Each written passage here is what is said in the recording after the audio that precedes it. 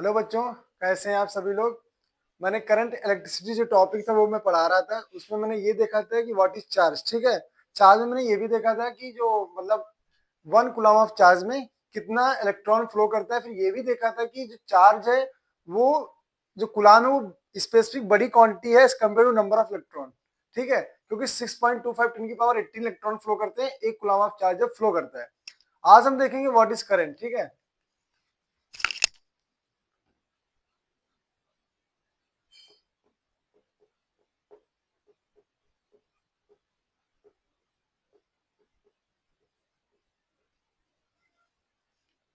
What is current. Current क्या होता है, बहुत सिंपल होता है। करंट होता है flow of charge with respect to time. मतलब जब हमारा चार्ज समय के साथ साथ फ्लो करता है किसी भी कंडक्टर या गिवन क्रॉस सेक्शन एरिया में, तब हम उसको चार्ज कहते हैं। ठीक है, बहुत सिंपल है। जैसे मान लीजिए किसी ने आपके पास एक डायग्राम बनाया है और मैं इस कंडक्टर को ले रहा हूं। ये एक कंडक्टर है,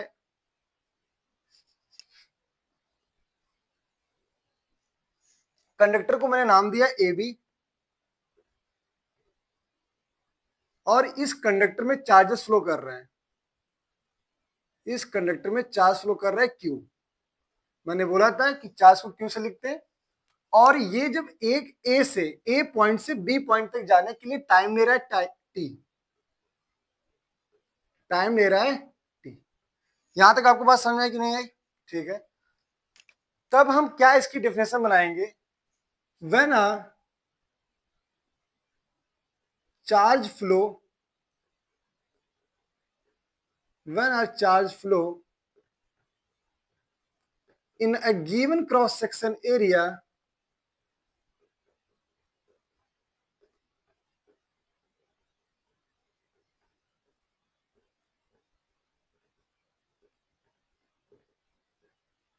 with respect to time, with respect to time is known as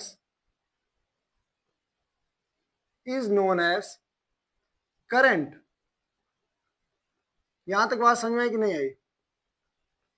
मतलब किसी भी क्रॉस सेक्शन एरिया जिसको हम कंडक्टर ये है ए बी, इसमें जब चार्जेस फ्लो करते हैं, ठीक है, इसमें जब चार्ज फ्लो करेगा, इसमें चार्ज फ्लो करेगा, और इस चार्ज को नाम दिया मैंने क्यू। चार्ज को मैंने अभी पहले वीडियो में आपको बताया था कि चार्ज को क्यू से डिनोट करते हैं, तब उसी को कहा जाता है। अब क्या करेंगे, फॉर्मूला देखेंगे। यहां से डेफिनेशन से फॉर्मूला बनाने की हैबिट को रखेंगे।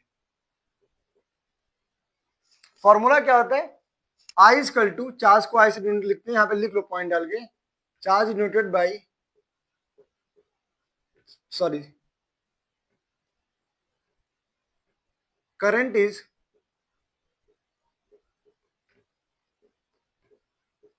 Denoted by I.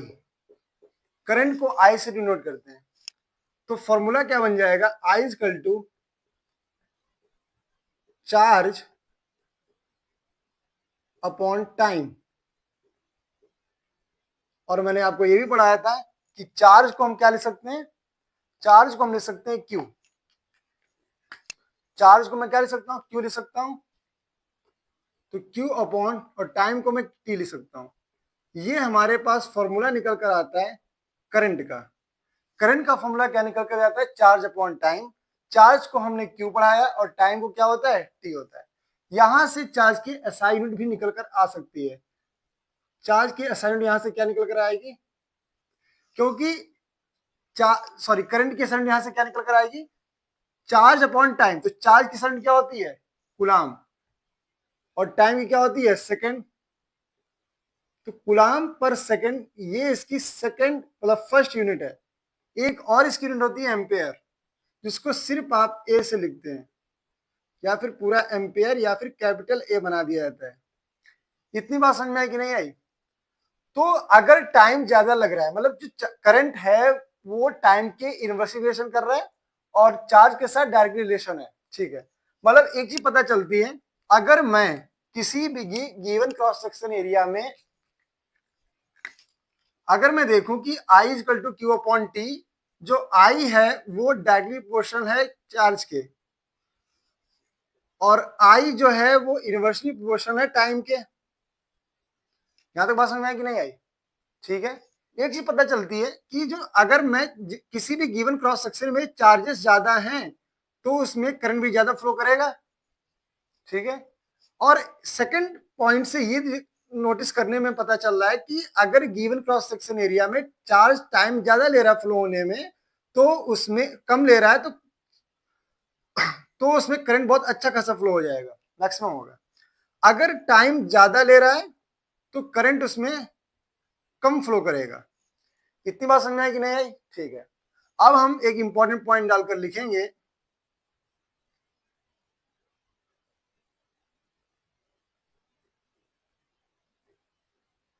Important point क्या रहेगा कि ये रहेगा कि करंट इज डिनोट आई हो गया। इंपॉर्टेंट पॉइंट ये रहेगा the instrument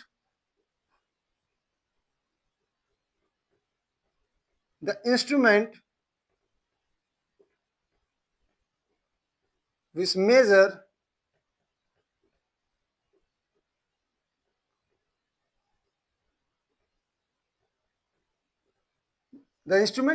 the current is known as ammeter।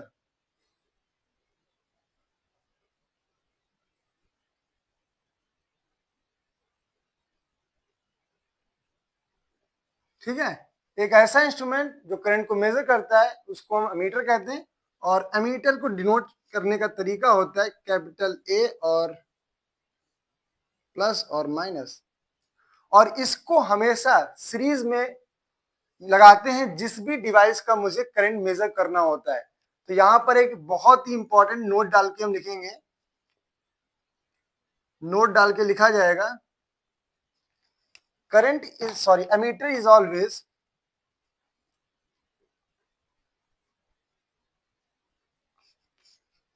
connected with series connected with series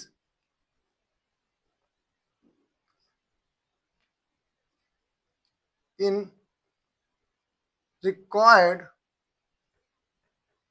device. जिस भी डिवाइस का मुझे करंट मेजर करना है उसके हम सीरीज में उसको लगाएंगे। जैसे हम डायग्राम से आपको समझा रहे हैं, अगर हम आपको डायग्राम से समझाएं तो आप बहुत अच्छे समझ में आएगा आपको।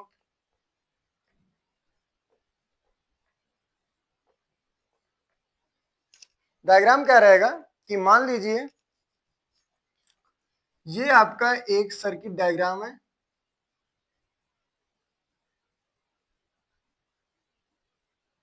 और मुझे इस बल्ब का क्या करना है, करंट मेजर करना है, और ये हमने बैटरी लगा दी, ये प्लस हो गया ये माइनस हो गया। अब अगर मुझे करंट मेजर करना है तो मैं कहां पे रखूंगा मीटर को, मैंने अभी बोला है सीरीज में लगाएंगे। अच्छा, सीरीज का मतलब क्या होता है? सीरीज का मतलब होता है, मैं लिख दे रहा हूं यहाँ पे, जो सीरीज मैंने लिखा है इसका मतलब क्या होता है? सीरीज मतलब होता है same wire with the device. जिस वायर में डिवाइस लगी हुई है उसी वायर में आप एमीटर को लगाएंगे। यहाँ पे लिख लो, सीरीज का मतलब क्या होता है? Connected with same wire, connected with same wire in which device is connected. जिसमें डिवाइस कनेक्टेड है उसी वायर में हम एमीटर को लगाएंगे, तभी मुझे करंट की वैल्यू पता चलेगी। सीरीज का मतलब ये हुआ। तो हमें यहाँ पे लगाना पड़ेगा, ये हमारा तार गया है, वायर गया है, और यहाँ पे हम कहीं इधर या फिर इधर हम लगा देंगे। तो लगाने का तरीका क्या है, आप ए बना दीजिए ऐसे करके, और यही हमारा एमीटर हो गया। समझ में आ रहा है कि नहीं आ रहा है? तो ये क्या शो करता है कि अगर मैं इस बल्ब का करंट मेजर करूं तो मुझे एमीटर को सीरीज में लगाना पड़ेगा, द मेजरिंग डिवाइस, तो मुझे करंट की वैल्यू पता चल जाएगी इसमें कितना फ्लो कर रहा है। अब आपका क्वेश्चन क्या यहाँ पे यहां से बनेगा कि what is the value of resistance in the ammeter. अगर आपके क्वेश्चन एग्जाम में आ गया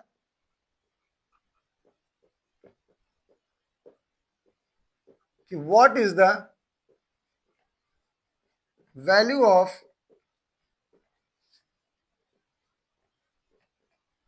what is the value of current in ammeter.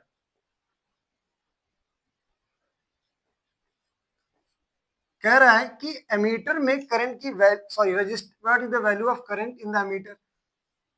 What is the value of current नहीं होगा, what is the value of resistance होगा। ठीक है, कि रेजिस्टेंस में एमीटर की वैल्यू मैक्सिमम होती है या मिनिमम होती है।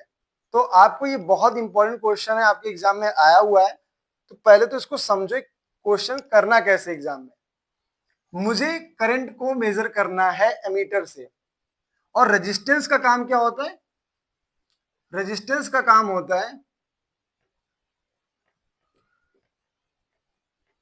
रेजिस्टेंस क्या काम करता है, करंट को फ्लो होने से रोकता है।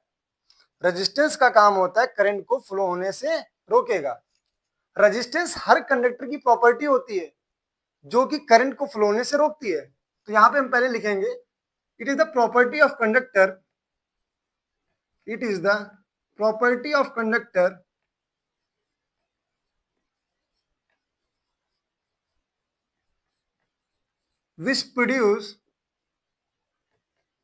which produce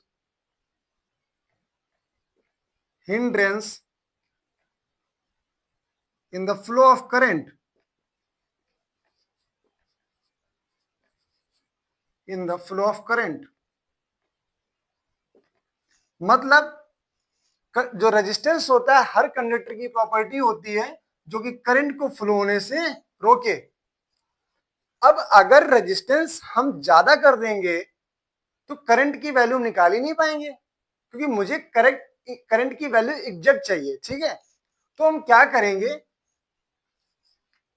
मतलब रेजिस्टेंस की value in the ammeter is minimum रखेंगे। ठीक है, फॉर, हम क्या लिखेंगे इसमें, for measuring the exact value of current, we maintain the resistance of ammeter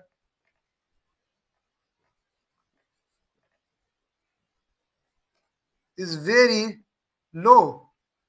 मतलब मुझे वेरी लो या फिर वेरी मिनिमम भी ले सकते हैं हम, वेरी मिनिमम बहुत ही मिनिमम रखना पड़ेगा, क्योंकि मुझे करंट की वैल्यू मैक्सिमम चाहिए, मुझे स्पेसिफिक जो एग्जैक्ट वैल्यू है करंट की चाहिए। अगर आप रेजिस्टेंस ही ज्यादा कर दोगे तो करंट फ्लो नहीं हो पाएगा, और करंट अगर फ्लो नहीं कर पाएगा तो आप एमीटर से रीडिंग लोगे कैसे।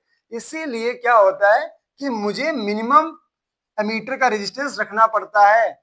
और अगर आपको ये भी नहीं समझ में आ रहा है तो आप एक चीज नोटिस करिए, आपने पढ़ा होगा 10th क्लास में या स्कूल में या कोचिंग में, कि ओम्स लॉ से आप बहुत अच्छे से आप दे सकते हो, फ्रॉम ओम्स लॉ डाल के अगर आप लिखना चाहो तो वहां से भी आपको क्लियर समझ में आ जाएगा।